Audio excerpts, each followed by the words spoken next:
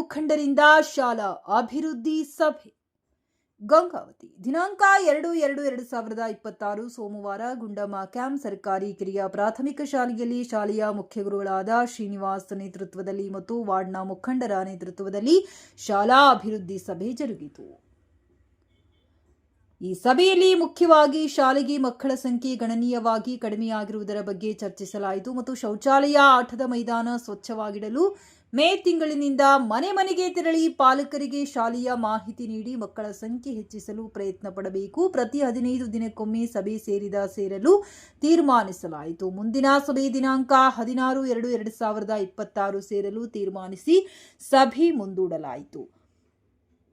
ಅರ್ಥಪೂರ್ಣ ಚರ್ಚೆಯಲ್ಲಿ ಪಾಲ್ಗೊಂಡು ಆಗಮಿಸಿದ ಅತ್ಯಂತ ಉಪಯುಕ್ತ ಸಲಹೆ, ಪರಿಣಾಮಕಾರಿ ಕ್ರಮಗಳನ್ನು ಸೂಚಿಸಿ ಸಭೆಯನ್ನ ಯಶಸ್ವಿಗೊಳಿಸಿದ ಎಲ್ಲ ಮುಖಂಡರಿಗೆ ಶಿಕ್ಷಕರಾದ ಪ್ರಕಾಶ್ ಸಾರ್ ಧನ್ಯವಾದ ಹೇಳಿದರು. ಈ ಸಭೆಯಲ್ಲಿ Ijaf, MS Ullas, Asif, K Sannik, Hussain Sab, Maula Hussain, Shaikh Mehboob, H Mallikarjun Hosakera ಭಾಗವಹಿಸಿದ್ದರು.